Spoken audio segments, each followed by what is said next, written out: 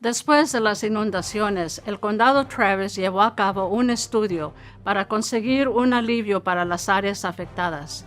En enero presentaremos los resultados del estudio en una serie de juntas públicas. Mientras, regístrense con warncentraltexas.org para recibir avisos de emergencia por texto, correo electrónico o teléfono.